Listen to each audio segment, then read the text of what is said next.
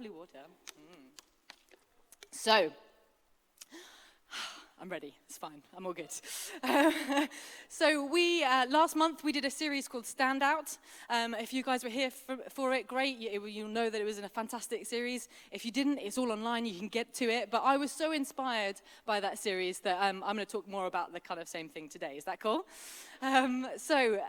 Jonty and I were at university together, and so that leads me on very well to talk about what I want to talk about this morning, because I don't know about you, but, when I found I went to university, I found it was a really challenging time, because I knew that I wanted to be a standout, I wanted to be a positive influence, I wanted to be known for what I believe. I wanted people to see me and think, there's something different about her. But I also didn't want to be known too much for being like a boring Christian, or, I didn't want people to think of me as judgmental because I was living a different way to them necessarily. Because university is a difficult time, and I found coming to university particularly difficult because I just come from this amazing environment where I basically was living in a Christian bubble, which actually, looking back, is not the best thing for long-term life because you don't get to reach people. But anyway, I was living and working at a place called CYE, who actually I met Andy's brother randomly there when I was like 13. It's a very small world. But we lived all there together. We taught people how to sail, but we were all Christians. It was a Christian outdoor activity center, and we sort of prayed every morning in our staff meetings. We'd have long conversations into the night about God and our faith, and then we'd spend our days teaching people how to sail and telling them about Jesus. So yeah, perfect little Christian bubble. Very different from being a fresher at UEA. So when I came to Norwich, I'm not going to lie, I was terrified. You come into the Freshers Week environment, and it's all about going out, getting really drunk, going clubbing, and, maybe even going home with someone you've never met before. And while I was up for partying and having a great time, I wasn't really necessarily up for the whole kind of getting really drunk and doing things you might regret aspect to it. But at the same time, I didn't want to be like obviously kind of isolated, like I was judging people, because I didn't want to do that. So I found it was a really difficult tension to manage. I can still remember one time I was at a pub with a load of medics because it was someone's birthday, and I was drinking a pint of water, because I was thirsty, right? Shocking, I know. And my friend came up to me and was like, "All right, God Squad." I'm like, "Oh, no, yes, but no, I'm having a great time, I'm just not drinking loads like you guys, but yeah, anyway. So this is the kind of the tension that I found that was difficult to manage. And actually, I still find that nowadays in my day-to-day life, working as a GP, I want to be a positive influence for God, for Jesus, but I do find myself working in an environment where, people have very different values to my own. My specialist interest as a GP is in sexual health, so I really do encounter people who live very different lives to myself. I counsel people for contraception. I counsel people for having terminations. I treat people's STIs. I give advice to people that I would definitely not give to myself. So how do you reckon with that? And the advice I give a lot of people in this room may not agree with. And I certainly necessarily wouldn't give it to myself. So what do we do when it comes to this tension of wanting to be a positive influence in the world around us, or living in the world around us with very different values to our own? No, so I hope I'm not the only person in the room who's struggled with this kind of tension. Even if you wouldn't call yourself a Christian here this morning, I think we can all say that we operate or rub shoulders with people who don't necessarily hold the same things as values that are the same as ourselves. We'll all at some point in life encounter people who live differently to us, or rub shoulders with those kind of people. Maybe you're at school or college at the moment, and a load of your friends are wanting to start drinking or smoking weed or whatever, and you just don't want to do that. But at the same time, you still want to hang out. Maybe you're like me at university, you struggle with this whole kind of not wanting to get trashed and do stuff you regret, but you still want to be fun and have friends and be a positive influence and not seem like you're judging people as a result of living a different way. Maybe you're sort of a young professional at work and your colleagues live for the weekend, they love going out on a Saturday night, but actually you don't want to go out really and stay out really late because you want to be here on a Sunday morning, or maybe you just don't like the way it sets you up for the rest of the week. Maybe you're a parent at school, and a lot of the parents have different parenting styles to you. I've come to learn that there are lots of different styles of doing things. Or maybe you're a mum in your NCT group has lots of different ideas about whether you should have a dummy, or whether you're the only breastfeeder, or maybe you're the only bottle feeder, or all those kind of controversial things that happen to do with parenting and bringing up children, which looks far too much like hard work for me. Maybe at work there's a real culture of gossiping and talking about people behind their back, and you just don't want to be a part of that, but at the same time, you don't want to alienate yourself from your work colleagues.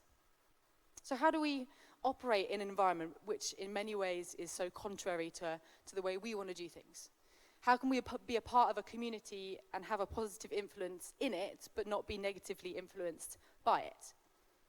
How can we live differently, but without seeming like we're condemning the alternative? How can we stand out, ultimately as Christians, how can we stand out as a great advertisement for Jesus and a relationship with him without conforming or without seeming really judgmental? So, I think I have the answer, which is good news, right? Because I've got the microphone. But actually, it's not a prescriptive way of doing things. It's not a do this in this situation, do that in that situation type of thing. But I think, in fact, what I'm going to unpack today, it might even be a little bit controversial. And I kind of actually hope that it is controversial, because it's good to be challenged in this environment, right? And again, I'm conscious that I'm not speaking to necessarily a room full of Christians here this morning. And if you don't call yourself a Christian, please do keep listening, because even though sometimes we're going to be talking about things that are inspired by the Bible, I think, again, we've all kind of faced that challenge of living in a world where we potentially don't agree with some of the things that other people agree with. And also, even if that doesn't apply to you right now, I really hope that what I'm going to unpackage today will maybe even show you that if you've ever suffered judgment or criticism at the hands of another Christian, which actually I'm sure you have, because it's really difficult to get this stuff right, I hope that what I'm going to say this morning is going to maybe dispel that and show that maybe shouldn't have happened. That's not what Jesus would have wanted. So just go with me on the journey. As a series, the Standout series, it was really inspired by the account of Daniel in the Old Testament. So I think it makes sense for us to start there. Because Daniel was someone who was immersed in a culture that was certainly very contrary to what his own culture was. He was an Israelite, and the Israelites are God's chosen people, and they lived according to the law of Moses, which was given to them, a very prescriptive way of living. But then, unfortunately, where he was living, in his tribe in Judah, was besieged by a guy called Nebuchadnezzar, who is king of the Babylonians. And he was taken, along with a few of his close friends and some other royals and nobility. They were taken into captivity, into exile, in Nebuchadnezzar's service. And the Babylonians, they lived really different lives to the Israelites. They worshipped idols, they believed in magic and sorcery, fortune telling, all this kind of stuff, and it was so different to Daniel's own culture. But we know through reading the book of Daniel that he clearly was a standout individual. He clearly had a really positive influence on the world around him. You know, he was surrounded by a really strong culture that was very different to his own, and actually that he was forcibly immersed in that culture. He was given a new name to be a part of that was more reflective of that culture. He had to study their language, their history, their literature, and so completely immersed in a different culture. And actually, he was probably what we would call, he was strategically isolated by Nebuchadnezzar in this program, which we probably would think of as something like brainwashing today. But he wasn't influenced by any of it. He was able to rise to a high position of authority, influence one king, not just one king, but multiple, and show a nation miracles of his God, the one true God, and actually, in the end, at the end of his life, see his people being freed from captivity. So what was his secret? I think we need to start off with in Daniel 1. It gives us a bit of a flavor of how he managed this tension of living in a world that was contrary to his own beliefs, but yet still having an influence. So if we go to Daniel 1, it's going to be up on the screen behind me. It says, "But Daniel determined that he would not defile himself by eating the king's food or drinking his wine. So he asked the head of the palace staff to exempt him from the royal diet. The head of the palace staff, by God's grace, liked Daniel, but warned him, 'I'm afraid what my master, the king, will do. He is the one who assigned this diet, and if he sees that you are not as healthy as the rest, he'll have my head.' But Daniel appealed to a steward who had been assigned by the head of the palace staff to be in charge of Daniel, Hananiah, Mishael, and Azariah. 'Try us out for 10 days on a simple diet of vegetables and water. Then compare us with the young men who eat from the royal menu. Make your decision based on what you see.' The steward agreed to it and fed them vegetables and water for 10 days. And at the end of the 10 days, they looked better and more robust than all of the others who'd been eating from the royal menu. So the steward continued to exempt them from the royal menu of food and drink, served them only vegetables. God gave these 4 young men knowledge and skill in both books and life. In addition, Daniel was gifted in an understanding of all sorts of visions and dreams. At the end of the time set by the king for their training, the head of the royal staff brought them to Nebuchadnezzar. When the king interviewed them, he found them far superior to all the other young men. None were a match for Daniel, Hananiah, Mishael, and Azariah. And so they took their place in the king's service. Whenever the king consulted them on anything, on books or on life, he found them 10 times better than all the magicians and enchanters in his kingdom put together." Wow. So Daniel was determined. He held firmly to what he believed and did not compromise. He was open to being tested in that as well, as we've seen, letting the fruit of his relationship with God speak for itself. He had integrity. He must have worked hard and been really diligent also. So all of these things, I think, helped Daniel stand out in a good way to the king. But as we look at how we can be a positive influence in the world around us, as we try and manage this tension of being a part of a community that may have very different values to our own, I don't want us just to look at what exactly Daniel did and the things that he did, but I wanted to look at the characteristics of who he was as a person and what shaped him to be such an influence in that way. When we read the accounts of Daniel throughout the book of Daniel, it becomes clear that one thing we can say with absolute confidence is that Daniel loved God. From the times he faced death because he wouldn't worship another god, to his unwavering dedication to prayer and to serving God, it's absolutely clear that he loved God. The other key characteristic that I think we can glean from the chapters of Daniel is that he loved people. From the way that he interacts with others, he treats them with respect. He even speaks very tactfully to people who are trying to kill him or trying to have other people killed. So ultimately, Daniel loved God and he loved people.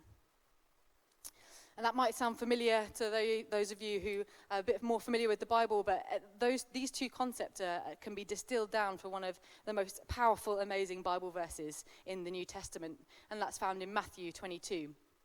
And it's Jesus speaking, and someone asked him, "Teacher, which is the greatest commandment in the law?" And that's the same law that Daniel was following, by the way. And Jesus replied, "Love the Lord your God with all your heart, and with all your soul, and with all your mind. This is the first and greatest commandment. And the second is like it. Love your neighbor as yourself. All the law and all the prophets hang on these 2 commandments. Love God, love people." So let's break that down a bit. Firstly, let's look at the concept of loving God. I know that sounds really obvious thing to say, maybe in a church service environment, but actually it's something that maybe so easily we neglect or we can kind of keep as a passive thing. But if we're to be standout people, it all flows from our relationship with God. He equips us. He gives us the grace, the strength, the ability to be all that he has called us to be. He's called us to be influencers, to be standouts, to be leaders. So, what did Daniel do to cultivate his relationship with God? Well, we know that he spent time with God daily. It says in Daniel 6:10, 3 times a day he got down on his knees and prayed, giving thanks to his God, just as he had done before. What I love about that verse is when it says that he did that before. Clearly, from his time when he was living in that amazing environment where everyone believed the same thing as him, with all the other Israelites, it was his habit to pray, but he continued doing that when he was plunged into this culture that was counter to his own. So that just shows how essential spending time with God, praying is. The other thing we knew we know about Daniel is that he was part of a community that believed the same things that he did. Granted, it was a very small community with his friends Hananiah, Mishael, and Azariah. But actually, he was able to have those close friends to go to for guidance and for support. And there are examples of that in Daniel where that's happened. Because we all know, and Pastor Thomas said it on multiple occasions, that you're a product of the people that you spend the most time with. So how essential is it when we're living in a world where maybe it's counter to our own culture to be spending time with the people and be influenced by the people who believe the same thing as you, who do share the same values as you?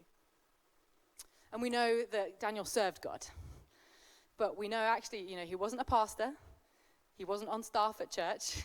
He worked full-time for a non-God-believing employer, just like you and me, and most of us in this room. But he still outworked God's purpose for his life in that environment. So Daniel didn't have a church. He didn't have a place of worship because of his situation in exile. He couldn't have that. But we do. Right? We have this environment, we have church where we can find both of those things that I've just mentioned. A group of people that believe the same things as us, that we can go to for support and encouragement, and to serve God and serve his purposes through being involved here at church during the week and on a Sunday, and taking that out into our weeks in work or whatever we do in our day-to-day life. So all of these things are so important to developing and growing your relationship with God. Because if you have a solid relationship with God, people will notice. It's not something you're going to have to put on and do. It will just flow out of you. Your life will bear the fruit of that great relationship. If we make it our number one priority to develop our relationship with God, we become more and more like him just through spending time with him, like you do with other people. You spend more and more time with Jesus, you get to know him better, you will become more like him. And it's not an act that you have to put on, you just will be more like him. Secondly then, loving your neighbor as yourself, or distilling it down to loving people. This is the bit that I said that may be a bit controversial. So hold on to your seats. So what does loving people look like in the context of what we're talking about today, about managing that tension of being a positive influence but not being judgmental? I think we can distill it down to accepting people and not trying to correct people. Accepting people and not trying to correct people. This is something I get really passionate about and really kind of frustrated with as well. And partly, I think, because of the line of work that I'm in. As a GP, I meet people from all walks of life. And actually, every day I see the symptoms of a broken and hurting world. Things are not as they should be. I think we all know that. Things are not as God intended it to be.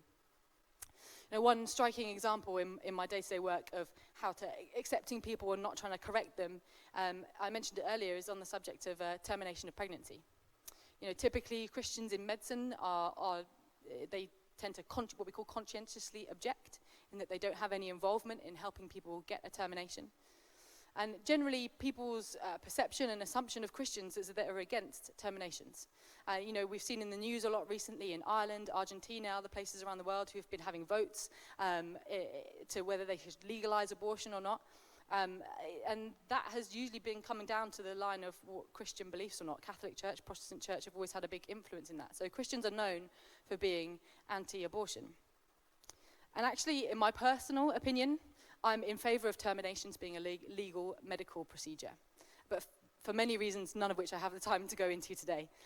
But I will refer people on for a termination in my day-to-day work. Why? Well, firstly, I'll fully counsel them to make sure that they're aware of what the decision is that they are making and that they're aware of the alternatives. But I've decided that I refuse to be a barrier to them to having that done. I refuse to be resistant. Why?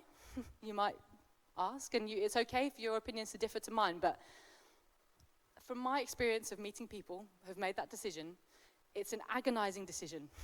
It's not something they go into lightly. And when they're in that point where they had to make that decision, that that's the only option they have, they don't need resistance, they don't need a barrier, they don't need condemnation, they don't need to be judged, they need love, they need support.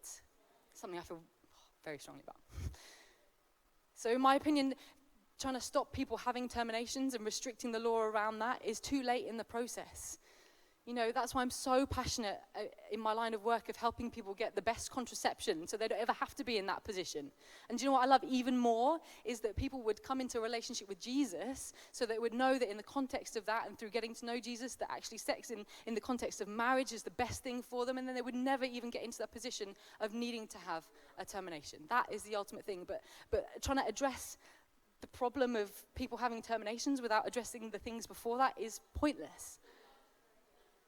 We live in a broken world, and as Christians, I think we fall into the trap of trying to correct the behavior and the symptoms of that behavior, the symptoms of an unbelief in God, rather than actually trying to address the fact that we just want to point people to Jesus. We want people to connect with Jesus. We need to stop trying to correct people. We need to accept people. Because when have you ever known someone to start believing in God because of someone told them what they were doing was wrong? Acceptance, not correction. Because God didn't require you or me to change anything about ourselves before we came into a relationship with him, so why should we demand that of anyone else?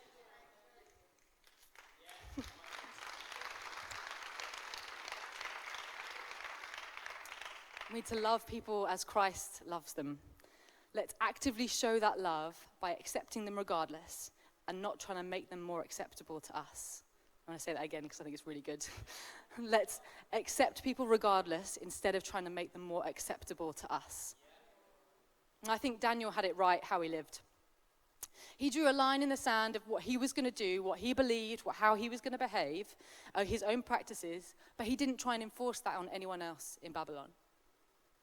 I wonder if he thought, well, you know, clearly no one else here believes what I believe, so how can I expect them to behave how I behave? But for some reason today, we tend to slip out of that mindset, and we expect people to behave in the same way as us, but they don't believe what we believe. We hold people to a higher level of, behavior when actually they're not believing the same things as us. So why should we try and change that before we change anything else? We can get so caught up in changing people's behaviors without actually looking at what they believe. Daniel loved God, and he pointed people to God through the way that he lived his life, and we need to do the same. Let's love people in a practical way. Let's be there for them when they need support. Let's meet their physical and emotional needs, and through that, let's point people to Jesus. Because when we love people like that, we help people to love God themselves. And actually, even when people do connect with God, even when they are in a relationship with God, let's not get distracted and start getting on that kind of correction bandwagon again in trying to modify people's behavior. I was in India, Andy's wedding, and I had an amazing conversation with his older brother Luke and his wife Kirti, and they live in Thailand. They are reaching people for Jesus through their coffee business. It's so cool, the stories they had, but they were telling me about this one guy who they met through their business and who now works with them. And he actually became a Christian through just getting to know them. And he has 4 wives. Yeah, well, I was talking to Kirti. It was just amazing what she said. She's like, well, that's not our problem. And it's true. Why should they have to try and correct it? What would they say even if they were trying to correct it? I mean, what is the solution to that? I don't know. Only Jesus knows, and they're going to leave it up to him to sort that out. I think that's such a refreshing way of doing things. You know, they're not neglecting the supporting him, helping him in his relationship with God. You know, they read the Bible together, pray together, helping him unpack the Word of God. But it's for God to work in that guy's life about what to do with 4 wives, not us. Now, don't get me wrong, though. I'm not saying we should never tell people the truth of what the Bible says, but I think we should do that in context of a relationship with God and a relationship with another person. Okay? Gemma Neal did an amazing message on grace and truth in the Standout series, which unpacks that so well, and you need to listen to it if you haven't heard it before, or listen again, because it was so great. So, let's love people by accepting them and pointing them to Jesus. Like Daniel, let's live differently, respectfully and openly, but let's love people by accepting them and not trying to correct them. Now, again, I hope this is challenging to us as Christians, but I hope to those of us in the room who don't know Jesus, I hope that what I've said today maybe shows you that if you've ever experienced judgment or someone condemning you who is a Christian, that's not what is meant to happen. Clearly, Jesus says we need to love God and love people, and loving people is not condemning them. And Jesus didn't ever condemn people, so Christians shouldn't either. So I hope that that in itself is going to be a powerful thing for you to realize today. You know, one other example is I went to Norwich Pride a few years ago with my old housemate, because I felt like I really needed to show him actively that I didn't have any issue with the way he was leading his life. But this had this horrible moment at Pride where he introduced me to one of his friends, and he said, "Oh yeah, this is my old housemate Helena. She's a Christian, but she's okay. Don't worry." And I just thought, how awful is that he had to defend me, that he had to qualify the fact that I was a Christian, but, don't worry, she's not going to judge you because she's one of the exceptions, Surely it should be that judgment is the exception and not the rule. But it's currently, unfortunately, clearly, it's the other way around. So what if we could change that perception? So that judgment becomes the exception and not the rule? I fully believe if we keep the main thing, loving God and loving people, just as Jesus said to do, we could see a dramatic shift in our own lives and in the world around us. I think collectively we could change and rebrand Christianity so that Christians are known for living well and loving well, so that they're known for what we're for and not what we're against. Not just so we can preserve our own reputation, but actually because we represent God and Jesus, we represent him here on earth. If people have got misconceptions about God, if people think that God is a distant, far off, angry, judgmental God, it's because we've shown him to be that way. So imagine if we could change that. Imagine if our lives spoke louder than the negative voices that have already existed, that people have already heard. Imagine if we lived and loved, how we lived and loved was far more impacting than that judgment that people have already faced. I think we'd see more and more people coming to Jesus because they're not facing a barrier of condemnation and judgment through trying to be corrected rather than being encouraged in what they believe. Imagine if our lives were dynamic examples of how amazing and essential a relationship with Jesus is. What if people looked at us as a church for guidance because it was full of the kind of people who had an impact like Daniel? What if people looked at the church as the authority on a great marriage, as the authority on a great business or a great family life? Imagine if as a church, when people we were known in Norwich for being loving, for being accepting. If people were feeling isolated, marginalized for whatever reason, they know that they could come to this place and know that they would be accepted. So why don't today, let's resolve like Daniel did. Let's be determined like Daniel did to pursue a deeper relationship with Jesus and love people into the kingdom. Why don't you stand with me? Oh, we're going to sing another song.